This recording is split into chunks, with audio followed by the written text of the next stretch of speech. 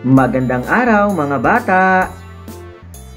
Narito muli tayo sa ating asignaturang Science. Tayo ay nasa ika-8 linggo na.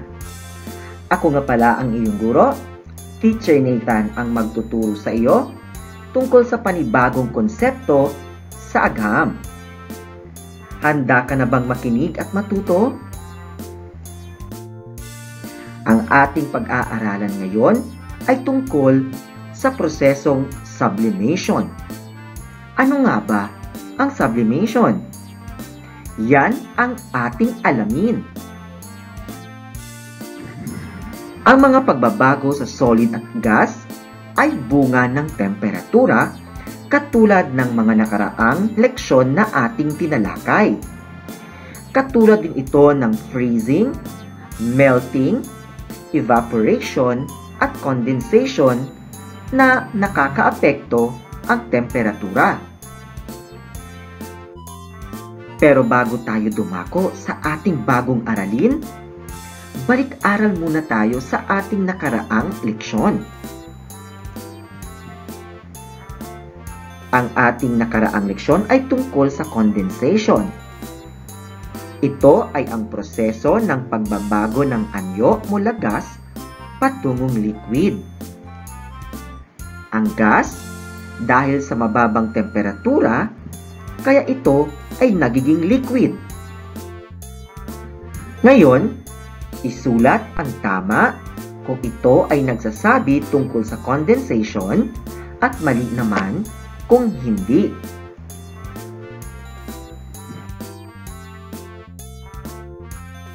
Para sa unang bilang, ang prosesong condensation ay pagbabago mula gas patungong liquid. Tama o mali? Ang tamang sagot ay tama.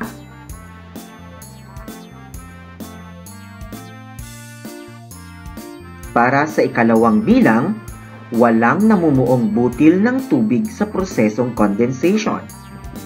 Tama o mali? Ang tamang sagot ay mali. Naalala mo pa ba ang ating ginawang experiment tungkol sa condensation?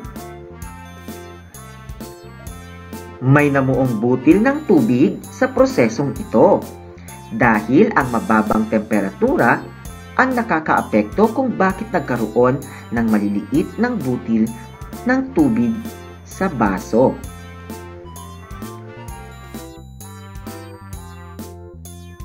Para sa ikatlong bilang, nakakatulong sa paglinis ng tubig ang prosesong condensation dahil sa water cycle. Tama o mali? Ang tamang sagot ay tama.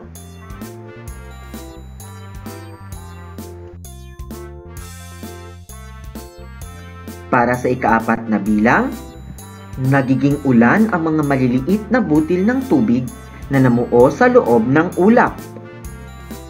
Tama o mali? Ang tamang sagot ay tama. Kung maalala ninyo ang water cycle, nagkakaroon ng evaporation, condensation, at babalik ang tubig sa ating mundo sa pamamagitan ng ulan.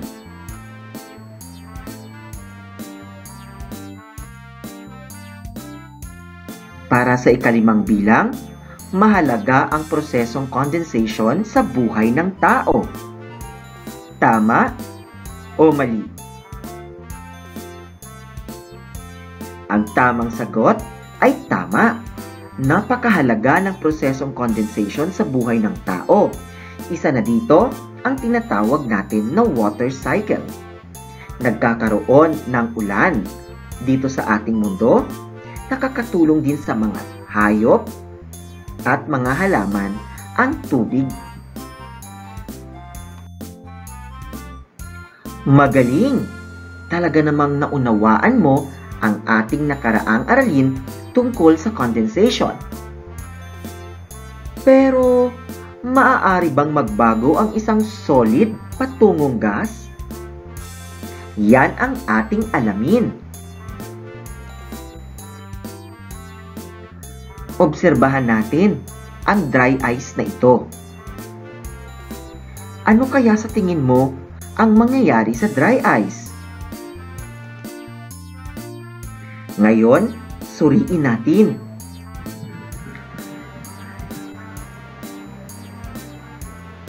Ano ang iyong naobserba?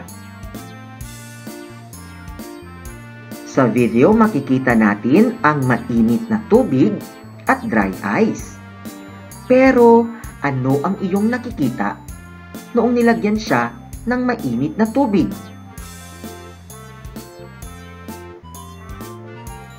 Tama! Ang dry ice ay nagiging usok. Ang usok ay isang gas. Tingnan ang larawan. Ito ay dry ice. Ang dry ice ba ay solid, liquid, o gas? Magaling! Ito ay solid. Tingnan naman natin ang larawang ito. Ito ay takore na may tubig na pinakuluan. Ano kayang anyo ng matter? Ang mainit na tubig. Ito ba ay solid, liquid, o gas? Very good! Ito ay nasa anyong liquid. Kaya, sublimation ang tawag sa prosesong ito. Ito ay pagbabago ng pisikal ng anyo ng solid patungong gas na hindi dumadaan o sumasailalim sa pagiging liquid. May ilang mga solid na nagiging gas na hindi na dumadaan sa anyong liquid. Maoobserbahan mo ang prosesong ito sa ilang mga bagay na nagsublimate gaya ng dry ice at naphthalene ball o mothballs.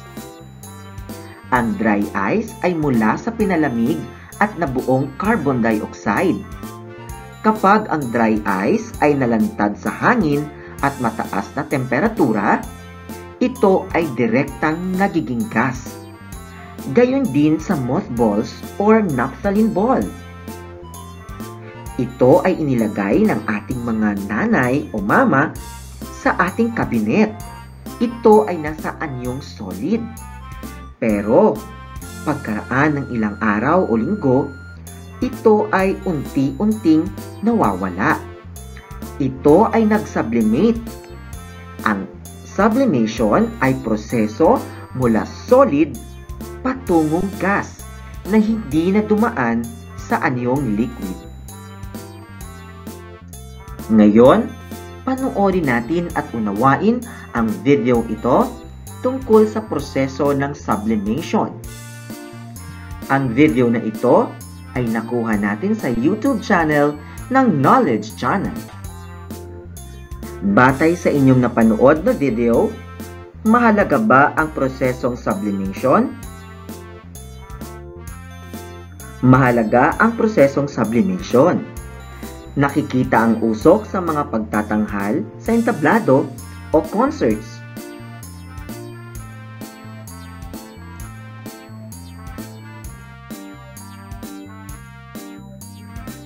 Tandaan, ang matter ay nagbabago ng anyo patungo sa bagong anyo kapag ito ay nainitan o nalalamigan. Temperatura ang tawag sa kung gaano kainit o gaano kalamig ang isang bagay. Sublimation ang tawag sa proseso ng pagbabago ng anyo mula solid patungong gas na hindi dumadaan sa anyo ng liquid. Ang mainit o mataas na temperatura ang lubos na nakakaapekto sa pagbabagong pisikal ng solid.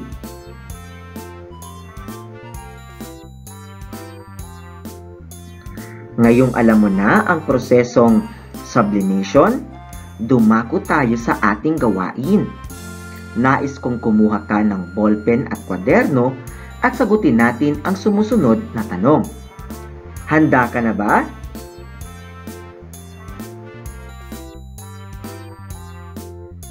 Panuto. Isulat ang tama kung ito ay nagsasabi tungkol sa sublimation at mali naman kung hindi.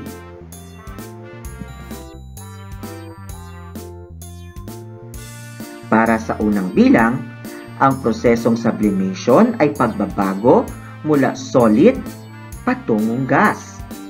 Tama o mali?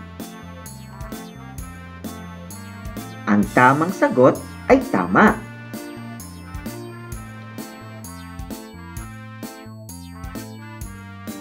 Para sa ikalawang bilang, walang namumuong butil ng tubig sa prosesong sublimation. Tama o mali? Ang tamang sagot ay tama. Dahil ang prosesong sublimation ay mula solid patungong gas na hindi na dumaan sa anyong liquid.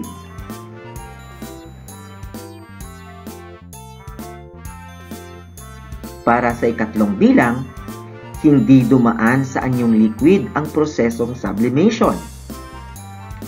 Tama o mali? Ang tamang sagot ay tama.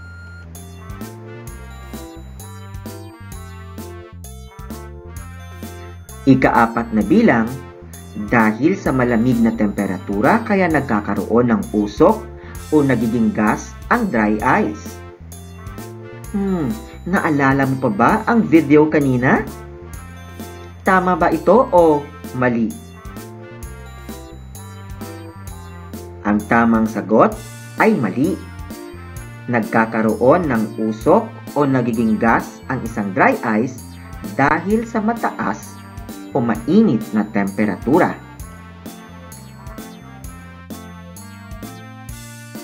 Para sa ikalimang bilang, mahalaga ang prosesong sublimation sa buhay ng tao. Tama o mali? Ang tamang sagot ay tama. Maaari ka pa bang magbigay ng ilang mga halimbawa ng solid na bagay sa inyong tahanan na pwedeng dumaan sa prosesong sublimation at syempre, nakakatulong din sa atin? Binabati kita dahil nasagutan mo lahat ito ng tama. Isa kang magaling na bata. At dito nagtatapos ang ating aralin ngayong araw. Inaasahan ko ulit kayo bukas para sa isa na namang siksik at makabuluhang pag-aaral ng konsepto sa agham. Ako si Teacher Nathan. Laging tandaan, sulong-dunong. Agham ang katulong sa ating pagsulong. Sulong Edukalidad. Paalam!